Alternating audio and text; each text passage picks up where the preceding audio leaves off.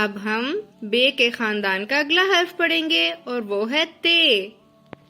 ते की शक्ल कश्ती की तरह की होती है और ते पर 2 नुक्ते होते हैं। तो ये देखिए छोटे छोटे बच्चों ने कितना प्यारा ते लिखा, साथ में बनाई ते की छोटी शक्ल। अगर ते को हाफ कट कर दें तो वो ते की छोटी शक्ल बन जाती है और उस पर भी 2 नुक्ते होते हैं और ते लाइन से नीचे नहीं आता, वो लाइन के ऊपर ही लेटा रहता है। अब देखते हैं कि ते से कौन कौन सी चीजें बनती हैं।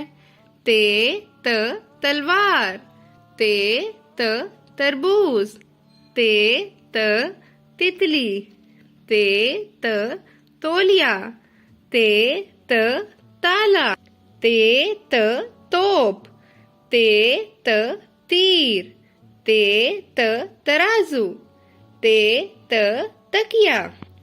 और अब ड्राइंग करने की आपकी बारी है।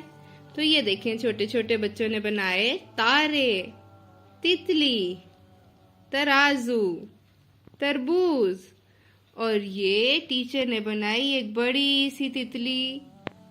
और ते की नज्म है ते त तितली, तितली हूँ मैं तितली हूँ, फूलों से मैं निकली हूँ, ठंडा पानी पीती हूँ, ऊपर पंखा चलता है, नीचे बेबी सोता है।